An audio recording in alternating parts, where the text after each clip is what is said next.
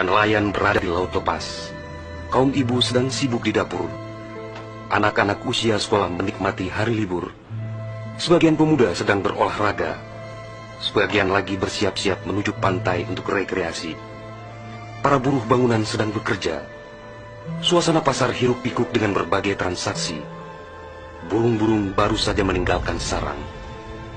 Tiba-tiba pukul 7:58 waktu Indonesia Barat, hari Ahad, 26 Desember 2004, bumi Serambi Mekah berguncang dahsyat.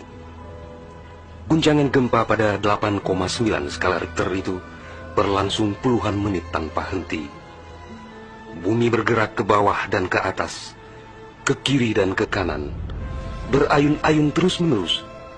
Orang-orang berlari keluar rumah, berkumpul di jalan-jalan dan lapangan terbuka. Mereka seperti berada dalam tampi. Kepala terasa pusing, sehingga banyak yang terjerembab ke bumi. Suara azan Allahu Akbar berkumandang dari menara-menara masjid dan menasa. Suara zikir pun membahana di mana-mana. Jutaan mulut manusia melafazkan asma Allah dan Rasulullah secara terus-menerus. La ilaha illallah, Muhammad Rasulullah.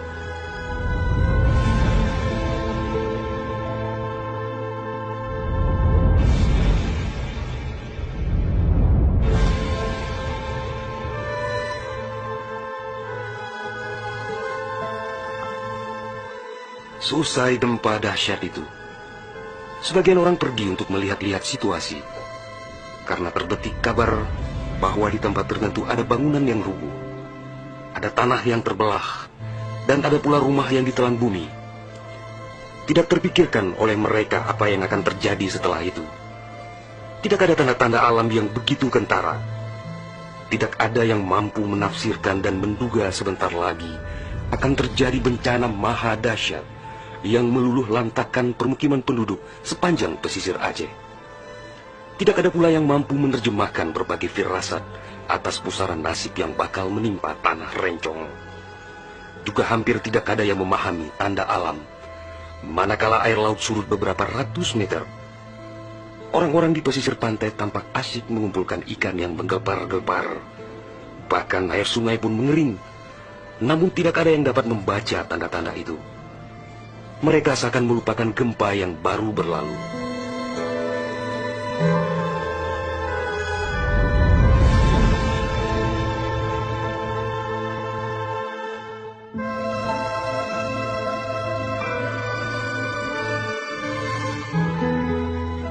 Di berbagai tempat, orang-orang sibuk memperbincangkan gempa sangat dahsyat itu yang belum pernah mereka alami.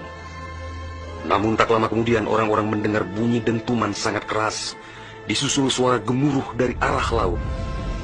Bunyi dentuman itu terdengar sepanjang pesisir Aceh Besar, Banda Aceh, Aceh Jaya, Aceh Barat dan Nagan Raya.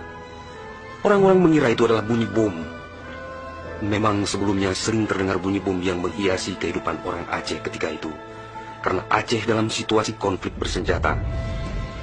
Orang-orang pun bertanya dalam hati, mengapa masih ada pihak yang tega berperang dalam suasana yang begitu menakutkan?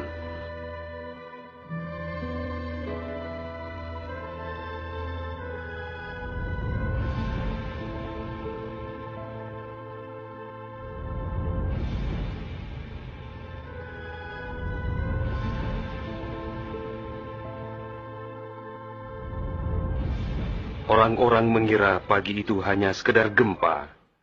Mereka sama sekali tidak menduga bahwa bunyi dentuman keras tersebut adalah akibat patahan lempengan bumi yang berpusat di Samudra Indonesia, sekitar 149 km sebelah selatan Calang Aceh Jaya. Dan itulah penyebab gempa. Di samping kehendak Allah pemilik alam semesta, belum sempat mereka bernafas lega akibat gempa. Dalam suasana gebalau dan kucar kacir itu, tiba-tiba daratan diterjang air laut. Air berwarna hitam pekat itu datang sangat tiba-tiba dengan suara gemuruh yang menakutkan. Ia berlari sangat cepat, menerjang apa saja yang dilaluinya. Di tempat-tempat tertentu air mencapai ketinggian 18 meter. Bahkan ada yang mencapai 35 meter, seperti di kawasan Lokna. Dari jauh air yang beringas itu tampak bagaikan rupa naga yang menggeliat-geliat mencari mangsa. Air dengan kecepatan 900 km per jam itu bagaikan bulldozer yang melumut apa saja yang ditemuinya. Orang-orang berusaha menyelamatkan diri dengan berbagai cara. Namun hampir semua orang, hewan-hewan, benda-benda, rumah, lakbatat kaye bate, digulung air itu tanpa kecuali. Semua wilayah yang dilaluinya pun hancur berkeping-keping. Air laut yang datang menyamai kecepatan pesawat terbang itu, ternyata namanya tsunami.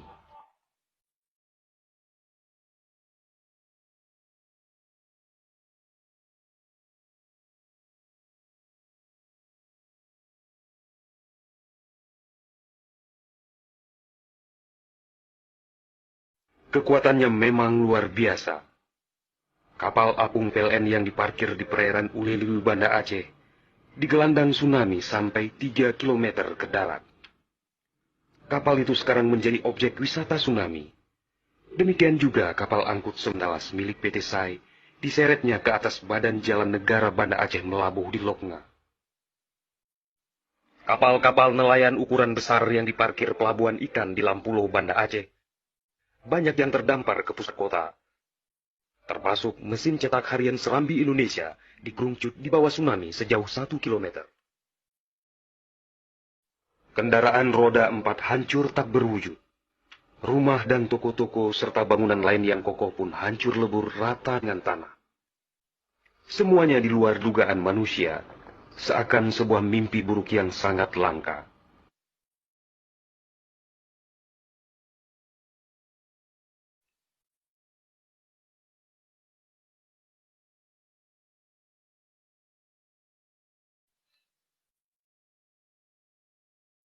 Setelah kira-kira 15 menit air laut itu beraksi, suasana pesisir Aceh pun lengang, sunyi, sepi, senyap, dan hening yang tak bisa dilukiskan dengan kata-kata.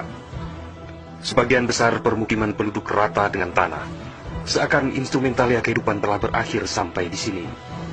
Ratusan ribu orang nelangsa, teduk tesepuk, telok menjaro, teingat kedro hanale daya, atau terduduk lunglai bersilang tangan, mengingat nasib tiada berdaya.